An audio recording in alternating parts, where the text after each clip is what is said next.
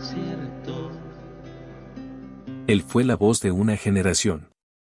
Un poeta con guitarra que hizo temblar las plazas, las universidades, los corazones. Cada verso suyo era un grito disfrazado de ternura, una esperanza vestida de melodía. En Cuba, Silvio Rodríguez no solo era un cantante, era casi un profeta. Pero a los 69 años, cuando todos esperaban su legado como símbolo de unidad, sorprendió al mundo con una lista. Una lista con 5 nombres y una sola: a ellos no los perdonaré jamás. ¿Qué pudo haber llevado a un artista del alma como él a tal sentencia? ¿Dónde se rompió la armonía? ¿Qué heridas no cerraron ni con el paso del tiempo ni con los acordes más bellos? Durante décadas, Silvio fue el trovador del régimen, el hombre que puso música a una revolución. Pero detrás de su guitarra también se escondían silencios ensordecedores. Silencio sobre amigos caídos, sobre la libertad, sobre la verdad. Esta noche abriremos esa caja sellada con décadas de lealtad, orgullo y traición. Y cuando lleguemos al fondo, tal vez descubramos que la historia detrás del telón de Silvio Rodríguez no es solo una historia de canciones, sino también de exilios, rupturas y un dolor que nunca quiso cantar. Silvio Rodríguez nació en un pequeño pueblo cubano donde las tardes olían a tabaco y las guitarras colgaban de las paredes como si fueran parte natural del paisaje. Desde muy joven mostró una sensibilidad extraordinaria para observar la vida de la gente. Los campesinos, los obreros, los viejos que contaban historias en voz baja. Años después, esa sensibilidad se convertiría en la esencia misma de sus canciones. Su talento lo llevó rápidamente a La Habana, donde descubrió un mundo intenso, creativo y lleno de contradicciones. Allí, su voz dulce pero firme comenzó a abrirse camino en cafés, teatros y estudios improvisados. Fue en ese ambiente de efervescencia política y artística donde Silvio encontró su destino. La revolución cubana estaba en pleno apogeo y el país buscaba un nuevo sonido, una nueva identidad cultural. Él se convirtió en ese sonido. Con apenas 20 y tantos años, Silvio ya era considerado uno de los rostros esenciales de la nueva trova. No era simplemente un cantante, era la voz poética del discurso oficial. El trovador que transformaba consignas políticas en versos cargados de emoción. Sus canciones viajaron más allá de Cuba y tocaron el corazón de toda América Latina, convirtiéndose en himnos para movimientos sociales, estudiantes y soñadores. Durante los años 70 y 80, su figura alcanzó un nivel de reverencia pocas veces visto. Los jóvenes lo consideraban un faro moral, un hombre íntegro cuya guitarra parecía señalar el camino hacia un nuevo mundo.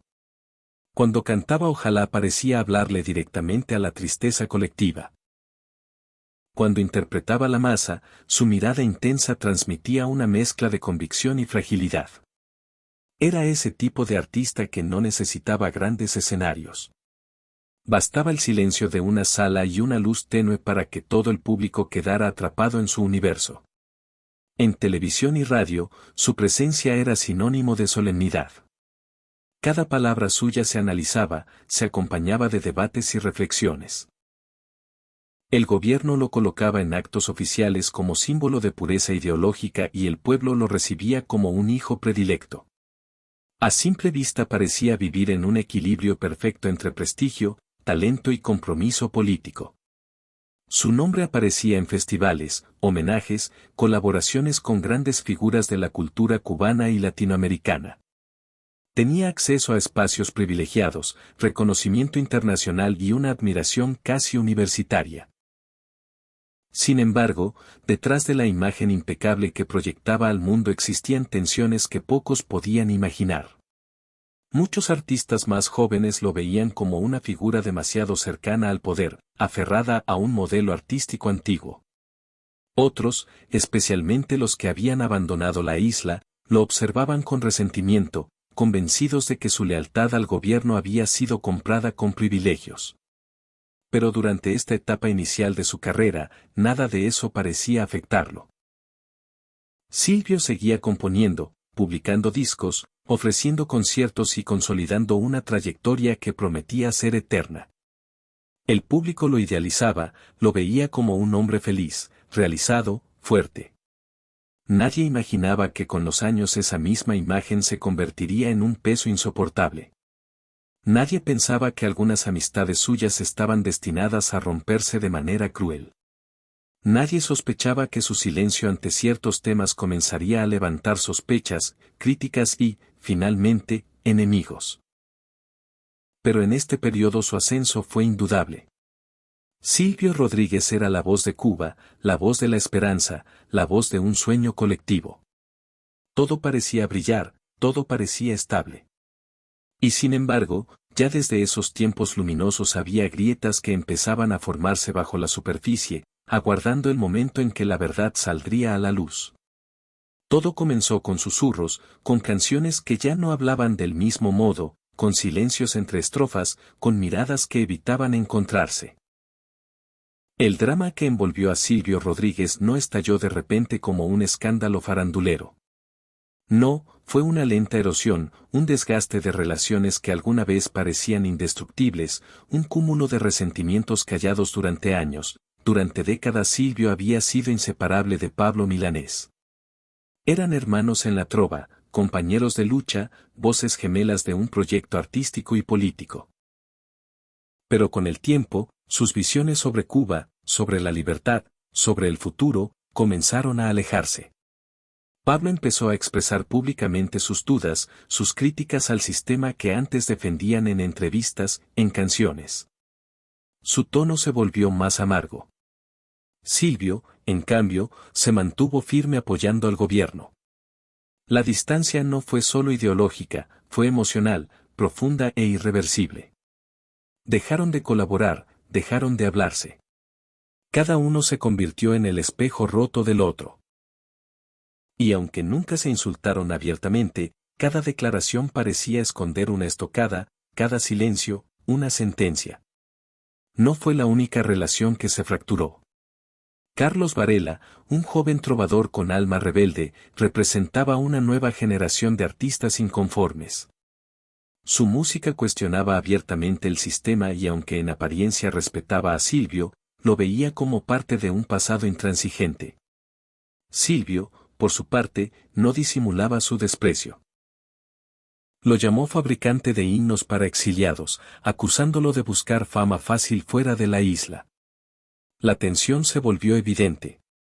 En una entrevista radial, Varela dejó caer una frase: algunos prefieren quedarse sentados sobre su pedestal mientras el pueblo se desangra.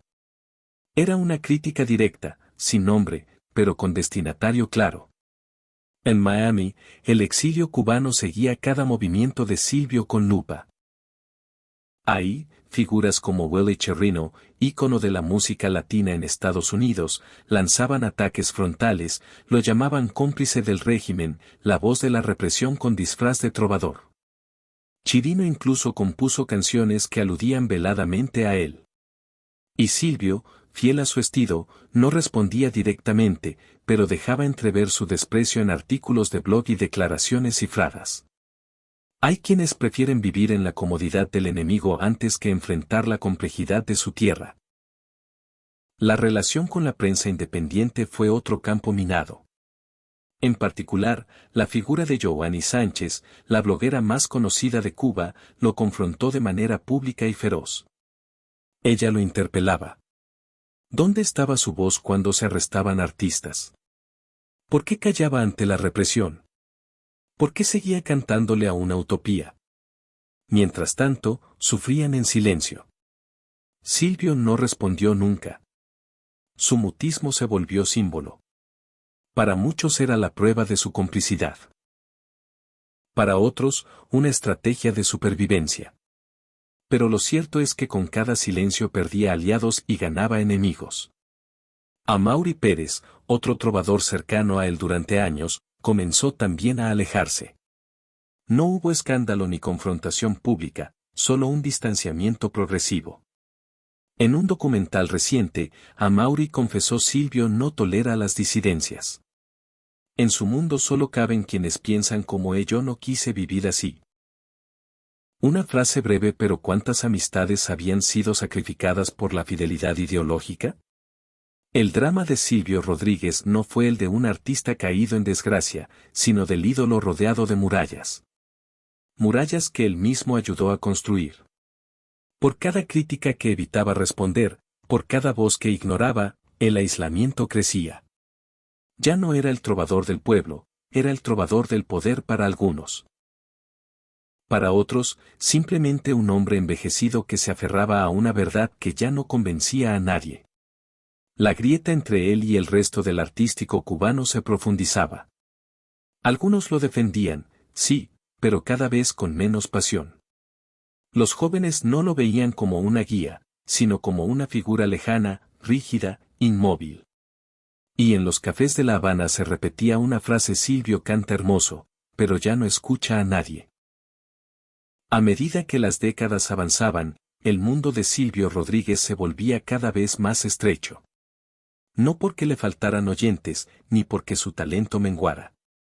No. Su voz seguía intacta. Sus versos conservaban la misma intensidad que emocionaba a generaciones.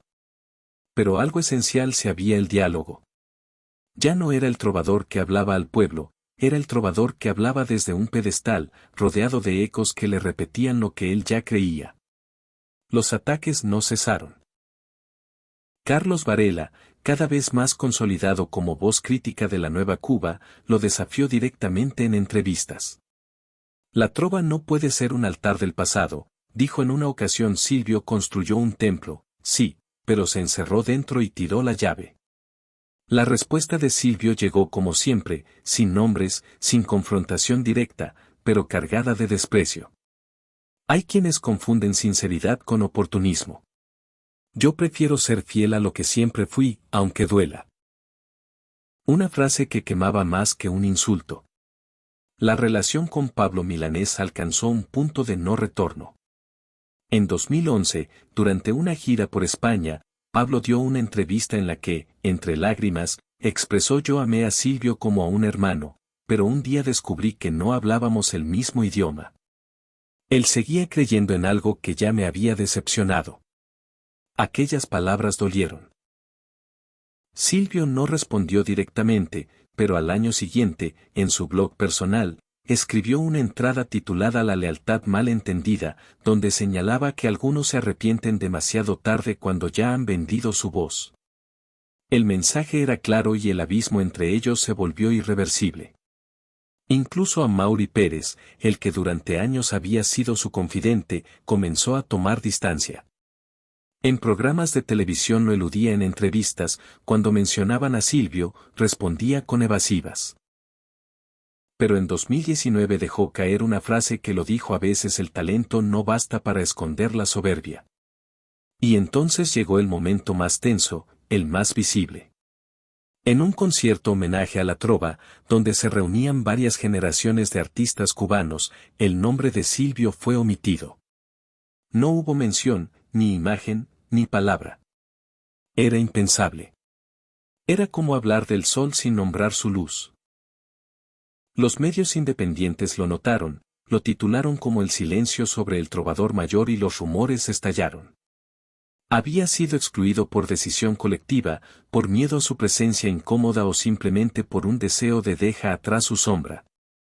Silvio, fiel a su estilo, no asistió, no comentó, pero publicó una canción semanas después titulada La ausencia, con versos afilados que parecían cuchillas disfrazadas de poesía. Estuve allí sin que me vieran, fui testigo sin nombre, un eco entre los nombres que me olvidaron. De pie, cada palabra era un dardo, no al olvido, sino a la ingratitud.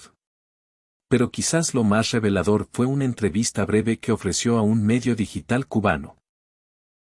Allí, con una sonrisa forzada y una mirada cansada: he perdido muchos compañeros en el camino, algunos se fueron, otros se alejaron, pero yo sigo aquí, con mis canciones.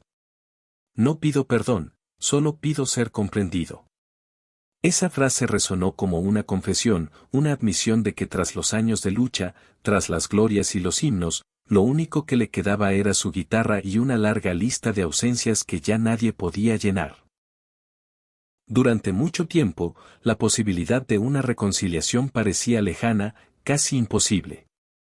Las heridas entre Silvio Rodríguez y sus antiguos compañeros eran profundas y los años no habían hecho más que profundizar las grietas. Sin embargo, incluso en los corazones más endurecidos a veces queda una chispa de humanidad.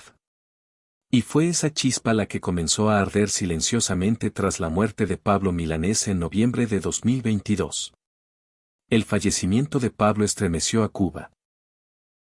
A pesar de sus diferencias, su legado era innegable y su ausencia dejó un vacío imposible de llenar. Silvio, que había guardado silencio durante años sobre su distanciamiento, sorprendió al país al escribir un texto en su blog titulado Hermano de Canciones. Allí, entre líneas cargadas de emoción contenida, reconoció: fuimos parte de un sueño hermoso y aunque nuestros caminos se separaron, nunca dejé de escuchar tu voz resonando en mi alma.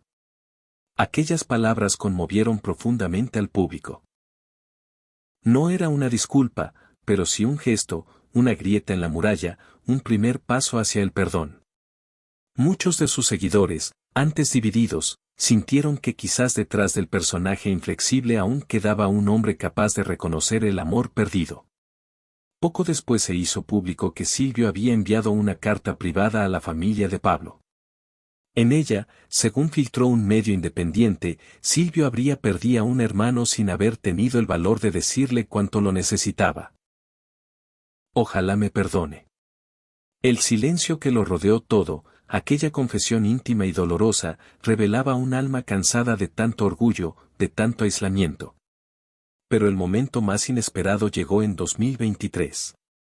Durante un concierto íntimo en la ciudad de Cienfuegos, Silvio interrumpió su repertorio habitual para interpretar, por primera vez en más de 20 años, la canción Yo pisaré las calles, nuevamente escrita por Pablo. Antes de comenzar, se dirigió al público con voz entrecortada: esta es para quien fue mi hermano y aún lo es, aunque ya no esté. La ovación fue tan larga como silenciosa fue la reconciliación que nunca llegó en vida. Este acto abrió una nueva etapa. Amaury Pérez volvió a mencionar a Silvio en entrevistas con tono más sereno.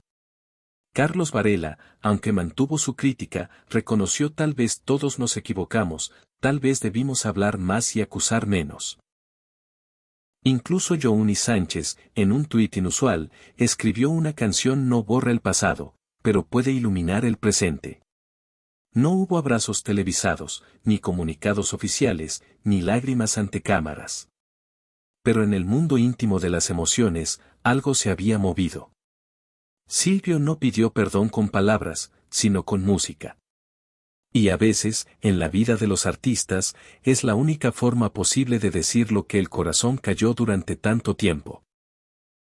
¿Puede un hombre construir su vida sobre la lealtad y al mismo tiempo destruir todo lo que amó por esa misma lealtad? ¿Cuánto estamos dispuestos a sacrificar en nombre de una ideología, de una causa, de una verdad que quizás ya no existe más que en nuestra memoria? La historia de Silvio Rodríguez no es solo la de un artista brillante que marcó generaciones, es también la de un ser humano atrapado entre el deber y el afecto, entre la revolución y el amor, entre la coherencia política y el precio emocional que conlleva.